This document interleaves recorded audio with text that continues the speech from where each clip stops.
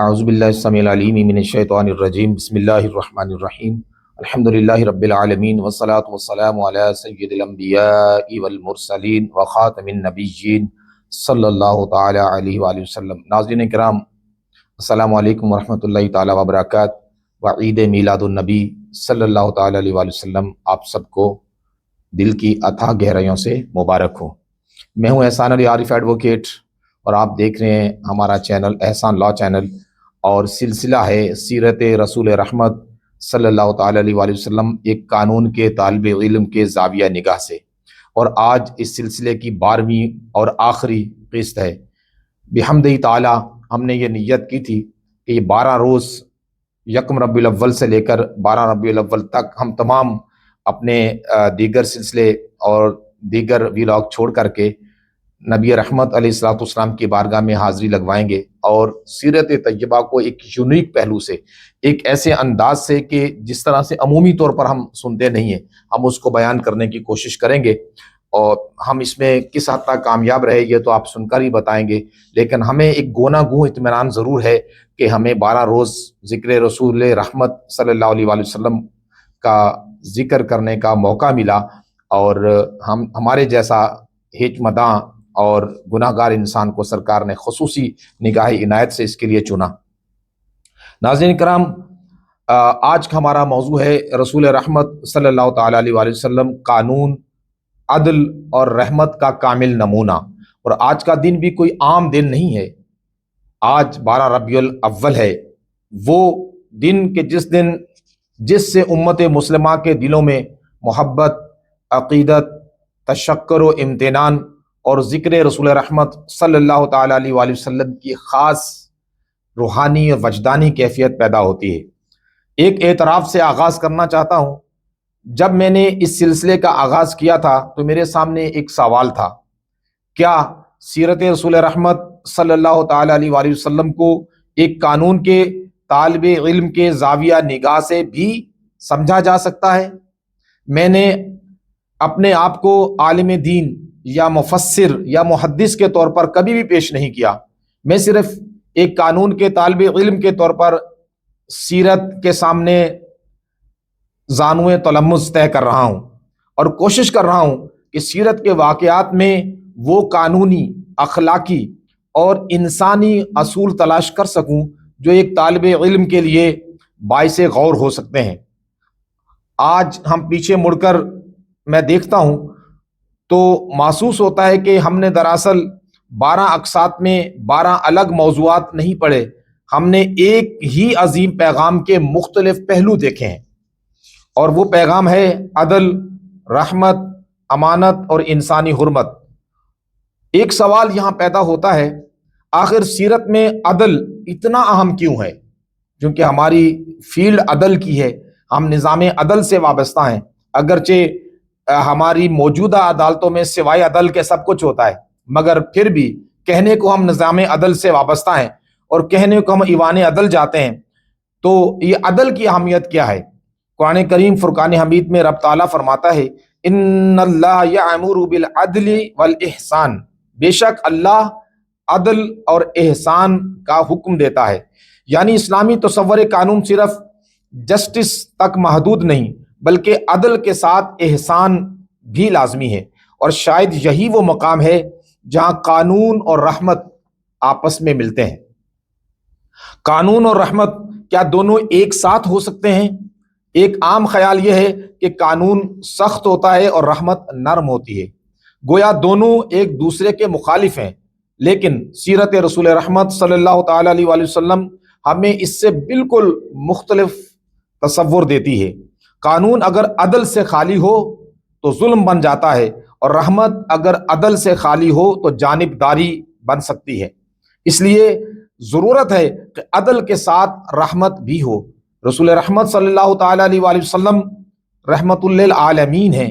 اللہ تبارک و تعالیٰ نے اپنے محبوب دانائے غیوب علیہ الصلوۃ والسلام کی شان بیان کرتے ہوئے فرمایا، وما ارسلناک الا رحمت للعالمین، یعنی اور ہم نے آپ کو تمام جہانوں کے لیے رحمت بنا کر بھیجا ہے۔ غور کیجئے، صرف مسلمانوں کے لیے آپ رحمت نہیں ہیں، بلکہ للعالمین، تمام جہانوں کے لیے آپ باعث رحمت و برکت ہیں۔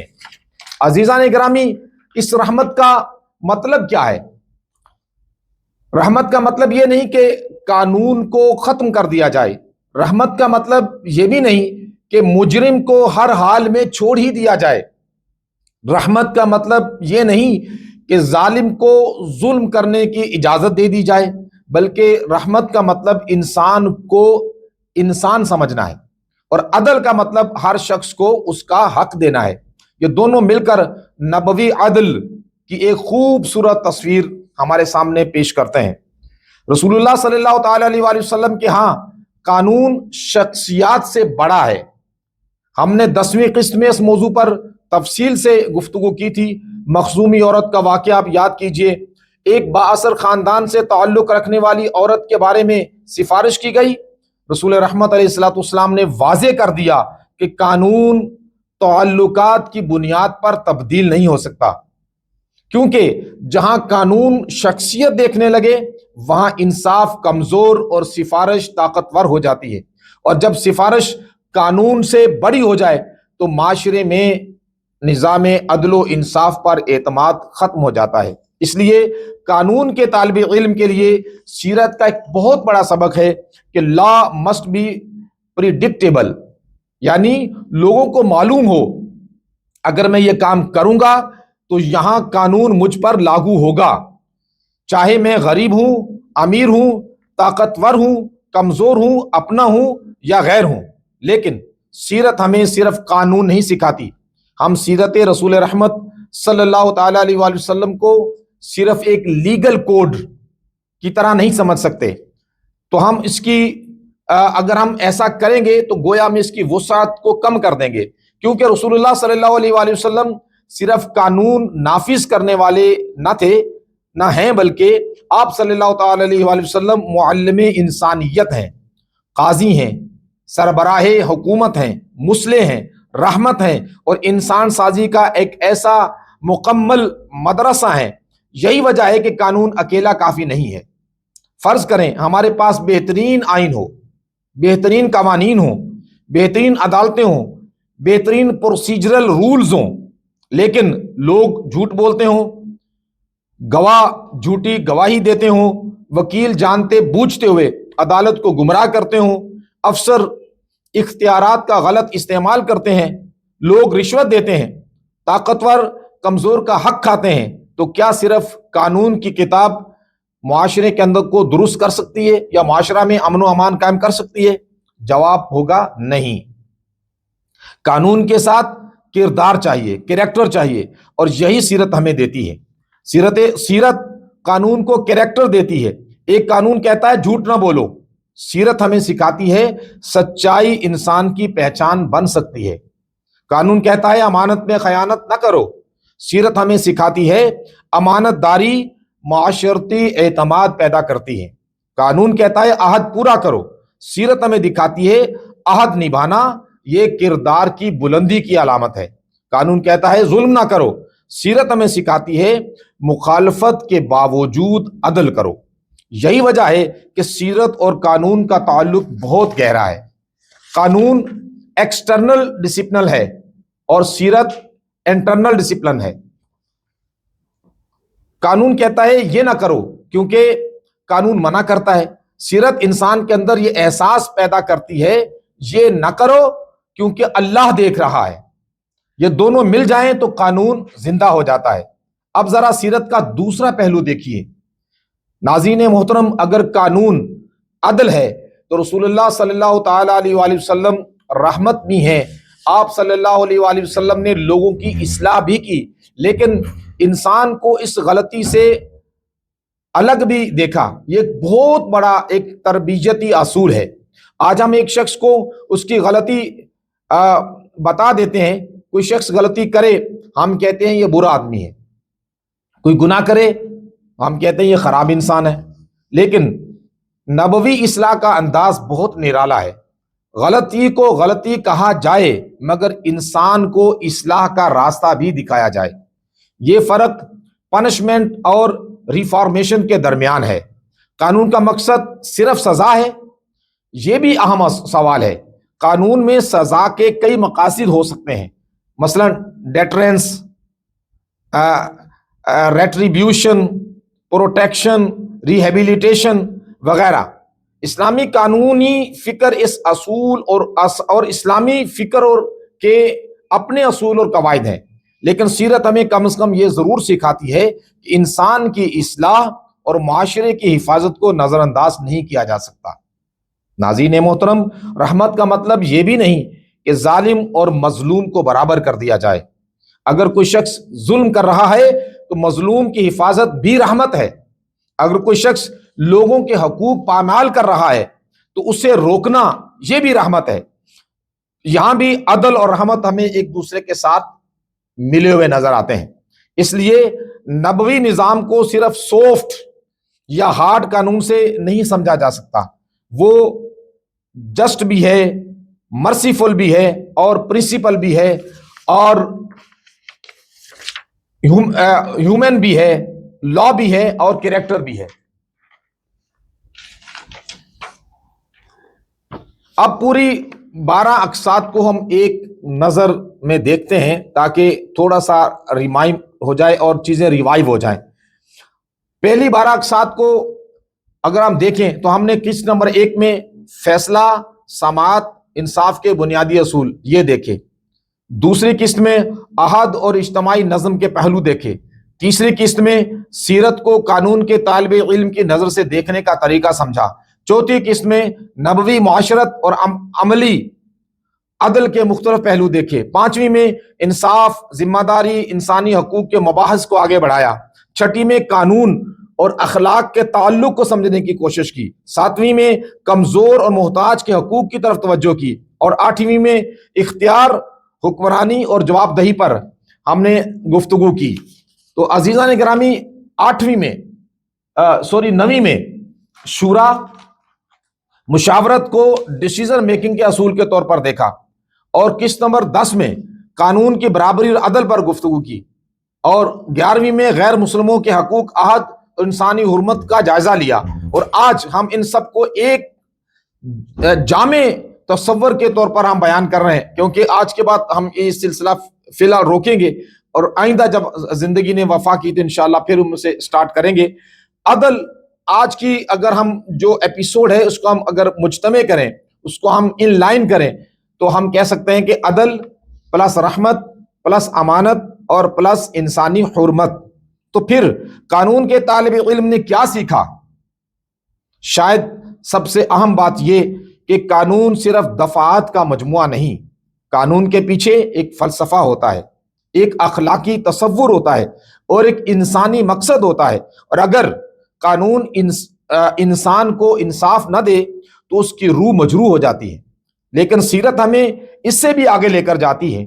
سیرت پوچھتی ہے تم خود کیسے انسان ہو، تمہارا قانون کتنا اچھا ہے، یہ سوال اپنی جگہ، لیکن تم قانون کو نافذ کرنے والے کتنے اچھے انسان ہو، یعنی نفاذ کرنے والی جو ادارے ہیں وہ کتنے اچھے ہیں۔ یہ شاید آج کا سب سے بڑا سوال ہے۔ یہی سیرت کا قانونی پیغام ہے۔